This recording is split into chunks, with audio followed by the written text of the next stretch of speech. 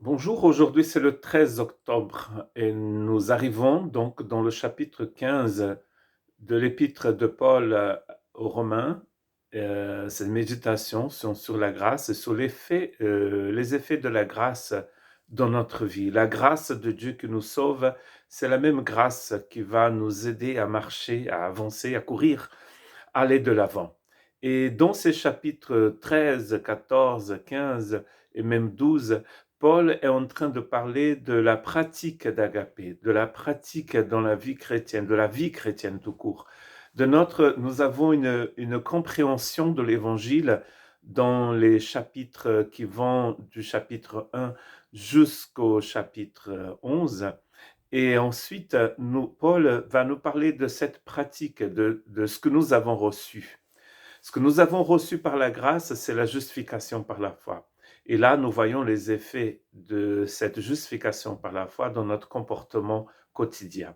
Romains chapitre 15, versets 1 à 3. Nous qui sommes forts, nous avons le devoir de supporter les faiblesses de ceux qui ne le sont pas et de ne pas rechercher ce qui nous plaît. Que chacun de nous cherche à plaire à son prochain pour son bien, en vue de le faire grandir dans la foi. En effet, Christ n'a pas recherché ce qui lui plaisait, mais comme il est écrit, les injures de ceux qui t'insultent sont tombées sur moi. C'est une citation de l'Ancien Testament.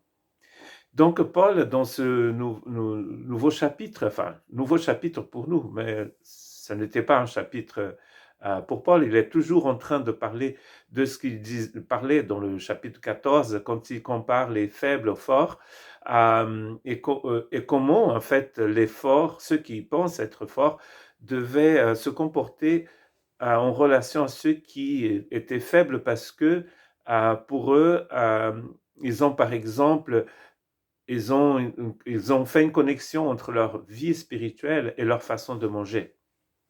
Ce que Jésus, nous avons dit ça 1000 fois, mais nous le redisons, peut-être vous n'avez pas encore entendu les autres messages. Jésus disait que ce que nous mangeons ne contamine pas notre cœur, car ça descend dans l'estomac. Et Paul nous dit dans le chapitre 14 que le royaume de Dieu n'est pas ce que nous mangeons et ce que nous buvons aussi. Et comment nous devons nous comporter vis-à-vis de ceux qui ne sont pas aussi avancés dans la foi que nous? C'est l'exhortation du chapitre 15. Et dans beaucoup de versets, dans presque tous les versets de ce chapitre, il va citer la personne du Christ Jésus, notre exemple suprême. Nous qui sommes forts, donc là, il se prend aussi, lui, Paul, pour un fort. Nous qui sommes forts, nous avons nous avons le devoir de supporter les faiblesses de ceux qui ne le sont pas. Et donc, notre premier point ici, il y en a trois dans cette méditation, c'est le support mutuel. Nous devons supporter les autres. Très intéressant, parce que nous allons trouver dans ces textes l'idée de construction, d'édification, euh, opposée à mettre un obstacle à l'autre, à démolir l'autre. Vous n'allez jamais trouver un texte dans les évangiles qui nous dit de démolir l'autre, mais c'est toujours aimez-vous les uns les autres, supportez-vous mutuellement. Et là, nous sommes dans ce support mutuel. Si moi, je pense que je suis plus avancé dans la foi, si je sais courir, et donc je vais supporter ceux qui marchent encore, ceux qui n'arrivent pas à courir. Il n'y a pas de place pour le jugement, il n'y a pas de place pour ce ministère de démolition. C'est le support ici. Quand on voit que quelqu'un tombe, on s'arrête pour le soulever, pour l'aider à se lever et continuer la marche. Nous ne faisons pas de la politique. Bien sûr, quand je dis ça, je ne fais pas de la politique, mais nous sommes en marche. Et nous sommes en marche avec Jésus, tout le temps. Il n'y a pas de marche dans les Écritures sans Dieu. Moïse a dit cela à Dieu quand ils sont dans une impasse dans cette montagne, au pied de cette montagne, le peuple retourne à l'adoration d'un dieu égyptien Et il a beaucoup de dégâts, beaucoup de morts, beaucoup de jugements qui va tomber sur le peuple. Et Moïse dit à Dieu, ne me fais pas monter d'ici si tu ne viens pas avec moi. Nous ne pouvons pas marcher sans le Seigneur. Et là, en marchant avec le Seigneur, nous nous servons de support pour l'autre.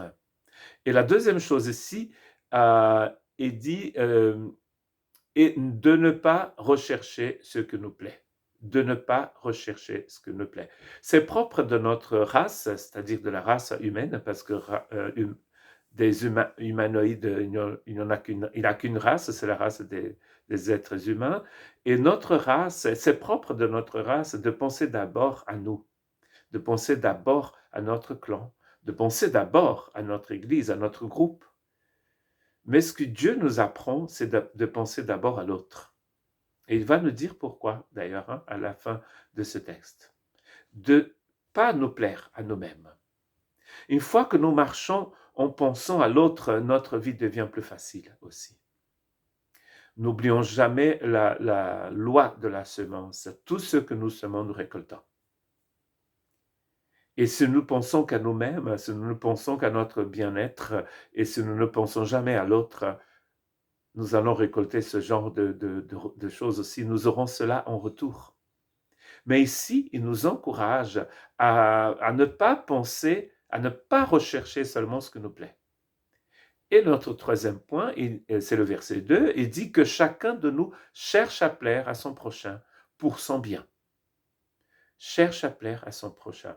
Il n'est pas en train de parler de plaire aux hommes, parce que de plaire aux hommes est interdit dans les Écritures. Le but ici, il le dit, c'est bien clair, en vue de le faire grandir dans la foi. C'est pas la même chose. Par exemple, je vais vous lire deux textes où Dieu condamne, par la bouche de Paul, il va condamner le fait de plaire aux hommes. Maintenant, est-ce la faveur des hommes que je recherche ou celle de Dieu? Est-ce que je cherche à plaire aux hommes? Si je plaisais encore aux hommes, je ne serais pas serviteur de Christ. Donc là, c'est de faire des compromis. Et dans Romains 15, il n'est pas question de faire de compromis, mais c'est d'être une source de plaisir, de bonheur, de bénédiction, dans le but de faire grandir le frère et la sœur. Et dans 1 Thessaloniciens chapitre 2 verset 4, mais puisque Dieu nous a jugés dignes de nous confier l'évangile, nous parlons non dans l'idée de plaire à des hommes, mais pour plaire à Dieu qui éprouve notre cœur. Donc, dans Romains 15, quand il dit qu'il faut plaire l'autre, c'est pas dans le sens de plaire aux hommes pour recevoir des cadeaux, pour être tranquille. Là, c'est pour être une source de bénédiction pour l'autre. Comme je veux être béni, je bénis aussi. Et il nous explique, c'est pour faire grandir l'autre dans la foi. En effet, Christ n'a pas recherché ce qui lui plaisait, mais comme il est écrit, les injures de ceux qui t'insultent sont tombées sur moi. Et cela, c'est la méditation de demain. Christ n'a pas recherché ce qui lui plaisait.